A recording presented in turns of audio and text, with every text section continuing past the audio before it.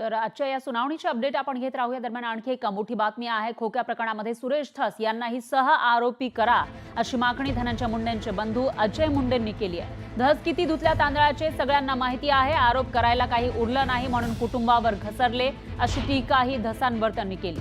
तर मुंडे कुटुंब धनंजय मुंडेंच्या पाठीशी असल्याचं अजय मुंडे म्हणाले. कराडच्या आहारी गेल्यानं मुंडेंचं कुटुंब नाराज आहे आणि ते त्यांच्यासोबत राहत नाही असा आरोप धसांनी केला होता.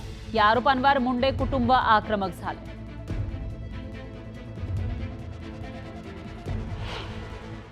सुरेश दसांबद्दल बोलताय तर जे कोणी बोलतेत, आज सुरेश दस किती धुतल्या तांदळाचे आहे ते दिसतंयच आपल्याला. कारण त्यांचा खोक्या आज बाहेर पडलेला आहे आणि या खोक्याचा आका कोण आहे. कारण ते स्वतःच म्हणतात की हा तो एक साधा कार्यकर्ता आहे आणि असा साधा कार्यकर्ता जर 200 मोरं हरणं कापून खातो, मग याच्या मागं हा सुरेश दस नसतील एक हे कुठून सांगता येईल. आणि ह्याच्यामध्ये सुरेश दस 100% आहेत आणि त्यांना सुद्धा याच्यामध्ये सह आरोपी केलं पाहिजे.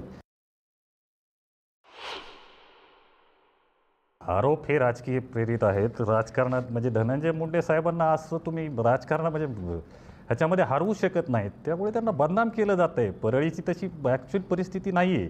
ही घटना जी घडली आहे ती अतिशय दुर्दैवी आहे. त्याचं कुणीच समर्थन ज्याला माणसाचं काळीज आहे असा कुठलाही माणूस त्याचं समर्थन करू शकत नाही.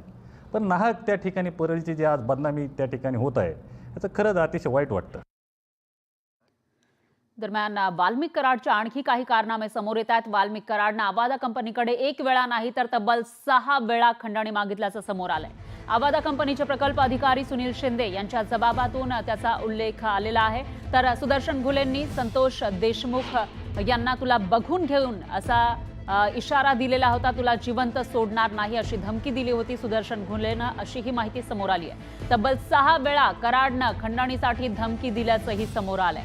याबाबतचा जबाब आवादा कंपनीच्या अधिकाऱ्यांनी दिलाय. 2 महिन्याच्या काळामध्ये 6 वेळा 2 कोटीच्या खंडणीसाठी धमकी देण्यात आली होती.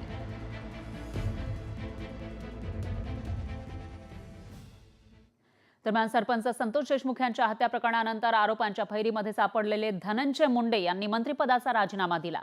पण याच मुद्द्यावरून आता विरोधकांनी सरकारला धारेवर धरलं. मुंडेंचा राजीनामा झाला पण ते मंत्री आहेत की नाही तालिका अध्यक्ष आणि मुख्यमंत्र्यांनी सांगावं अशी मागणी नाना पटोले यांनी विधानसभेत केली. पण पटोलेंच्या मागणीवर थेट मुख्यमंत्र्यांनीही भाष्य केलं. धनंजय मुंडे हे मंत्रिमंडळाचे सदस्य नाहीत असं मुख्यमंत्र्यांनी स्पष्ट केलं. माननीय मुख्यमंत्र्यांनी या ठिकाणी धनंजय मुंडेंचा राजीनामा जो झालेला आहे मंत्री महोदयांचा, ते आज मंत्री आहेत की नाही आहेत ते सभागृहाला सांगावं एवढी आमची विनंती आहे. नाना भाऊ, आपण या संदर्भात पॉइंट ऑफ ऑर्डरच्या माध्यमातून जी माहिती सभागृहाकडे मागितलेली आहे या संदर्भातलं माझं रुलिंग मी देईन. आपल्या रुलिंगच्या पूर्वी नाना भाऊंच्या मनात काही शंका असेल तर सांगतो, ते आता मंत्रिमंडळाचे सदस्य नाहीत. तुम्ही विचारलं ते तुम्ही जे विचारले त्यांच्याबद्दल सांगतो, धनंजय मुंडे आता मंत्रिमंडळाचे सदस्य नाहीत.